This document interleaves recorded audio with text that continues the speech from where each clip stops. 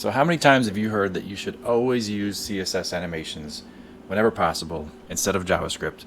Because CSS can be hardware accelerated, get the GPU involved, it can be spun off to a different thread, and they're just far more efficient. And maybe you've seen a video online or some demonstration somewhere where there's an animation, a JavaScript-based animation. You crack open DevTools, and they'll do recording, and then you'll see at the end of the recording these tall, ugly, yellow, purple, and green bars, and all this stuff that's visualized down below. You know, all these events and these tasks, and it's very clearly visualized right in front of you, and it looks kind of scary. And then you'll see the same animation that's done using pure CSS. Let me just make sure that I get a clean recording here with DevTools. Okay, so this is going to be the same animation using pure CSS. We do the recording, and we see that, oh my goodness, there's nothing. It's like magical. You know, we don't see any ugly yellow, purple, green, no tasks down here. So this looks so efficient, and who in their right mind would use JavaScript to animate when you can use CSS, right? Well, there's some problems with that. DevTools is not really showing the whole story, and I don't fault the DevTool team for that. I'm a huge fan of DevTools. I'm a huge fan of the whole Chrome team. I use DevTools every day. I recommend it to everybody. There's such a wealth of information to glean from DevTools, performance-wise, and so I'm not knocking DevTools. I'm just saying that it is really tough to measure some of this stuff because we're animating CSS transforms, which means scale, rotation, position, skew. Those are all controlled with transforms. And the great thing about transforms is that they don't affect the geometry of an element, and they don't affect document flow. That means that browsers can kind of spin those off to another thread if they want to, and you know, it's easier for them to optimize because it's not tied to so many things. It doesn't affect so many things. You know, if you change the width of something, then it could trickle down. It could move the thing next to it over. Or if you animate the top of something, you know, again, that can move something down below it further down the page, and so it has to recalculate stuff. But transforms aren't like that. So spinning off to another thread, it just makes it tough to measure as far as I understand it. Now, I'm not on the Chrome team, or the DevTools team. I don't know if this is true, but this is my assumption. So I'm going to show you some interesting things I've discovered as I've studied the performance of CSS animations compared to JavaScript. And I think there's a story to be told here that not many people have heard. And hopefully this is useful for you when you are trying to decide which technology to use for your next project. So what I'm going to do is, first thing I want you to notice is the CPU usage in Chrome's Task Manager here. So we're looking at the pure CSS version up here, and the CPU is hovering somewhere around 43. I think it shot up to 45 at some point, but you know, roughly around 42, 43. Okay, now let's switch over, and this is the same animation done with JavaScript, and we'll check out the CPU usage again, and we'll see that it is dropping down to, you know, 18, 17. It's roughly half or less of what it was with CSS animations, which is counterintuitive because it's supposed to be taking more CPU power and effort to do things on the JavaScript layer, right? So this is the first thing that seemed odd to me. Now another thing that I'm going to do is to help measure the performance of the main thread, which is where pretty much everything happens in the browser. I'm going to enable a little FPS ticker here. So this tells us that we're running at roughly 60 frames per second. This just updates. It's a super simple piece of code that's request animation frame driven, and every second it updates this number and tells us how many frames per second it had just completed in the previous second. So this helps us because I want you to notice when we're animating pure CSS. Let's go up to 500 here. So again, this is the pure CSS version. Look what's happening to the main thread performance. And even when I was trying to highlight, the UI is generally controlled by the main thread. So as I'm highlighting, it just feels very sluggish.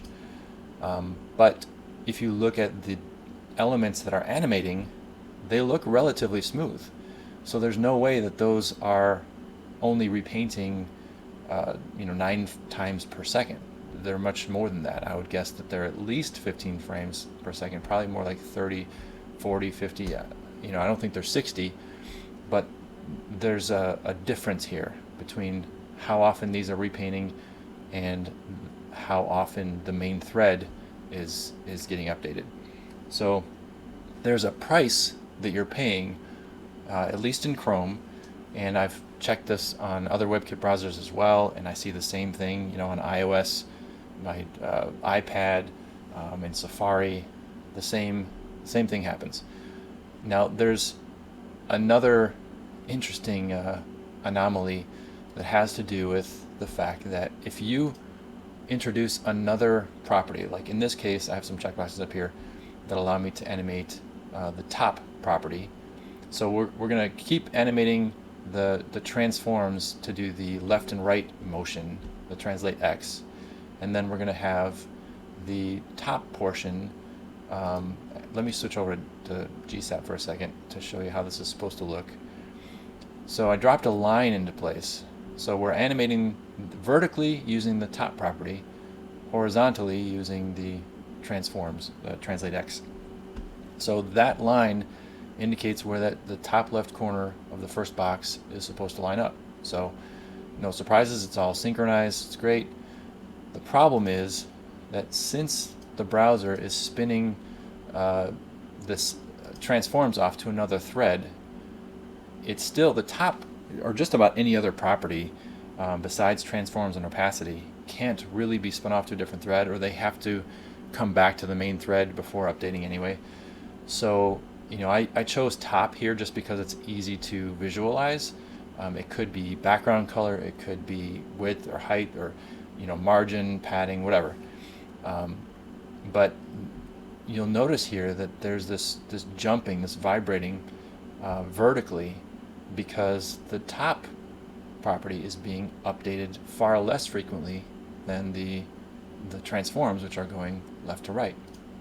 And again, we can see this even more drastically when we kick up the number of divs that we're animating. So look at the main thread performance. We're at under 2 frames per second now. We're hovering right around 2 frames per second during this animation, and there's a major synchronization problem. Now if we use JavaScript, then we are going to not only get much better performance on the main thread, but we don't have any kind of synchronization problems. So again, this seemed counterintuitive. We're supposed to be getting far better performance with CSS animations. So like I said, this seems to be a WebKit problem. Here's Safari. We'll do the same thing, and you'll notice here's the jumping. In fact, there's some really big performance problems here. We're dropping under 1 frame per second when we're using CSS animations. And we'll stop this and we'll jump over to GSAP, and you'll see that it's still a little bit jerky, but it's nowhere near what the CSS animations were looking like.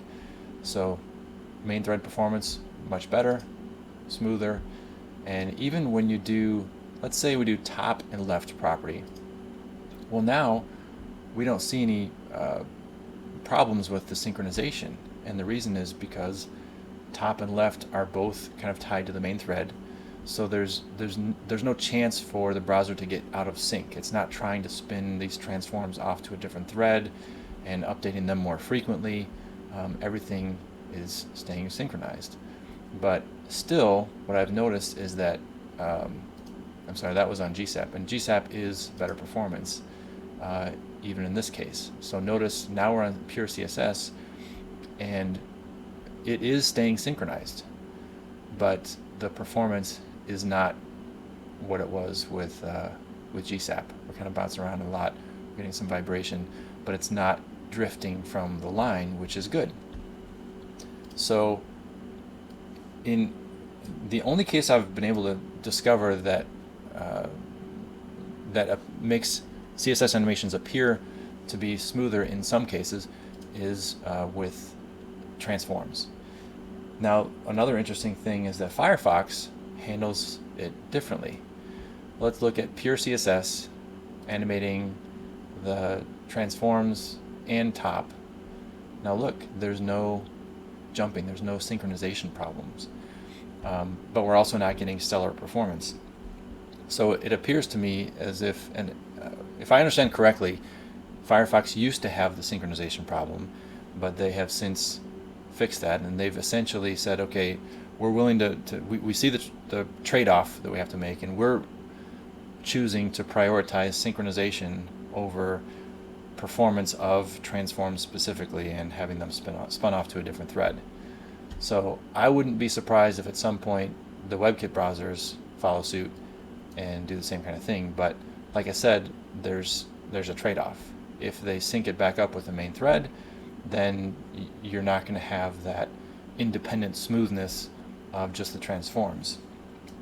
I also noticed that on Microsoft browsers, I looked at a tablet, a Surface tablet, and I looked in the desktop browser, and across the board, JavaScript performed faster than CSS animations.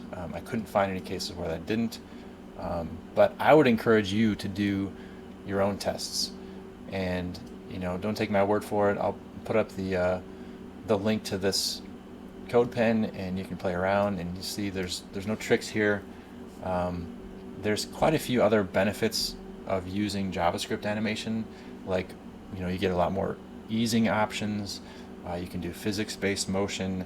There's a lot more control that you get. You can nest sequences inside of each other. There's all sorts of things, but that's not my point. That's not what I wanted to get into today. Today, my goal was to just show you that there's some important things to keep in mind when you're comparing the performance of CSS animations to JavaScript, and don't just assume that if DevTools gives you a clean recording with CSS and a not very clean recording with JavaScript, that means CSS is better. Do your own tests. Use your eyes, and you might be quite surprised that JavaScript can be insanely fast, and oftentimes faster than CSS animations.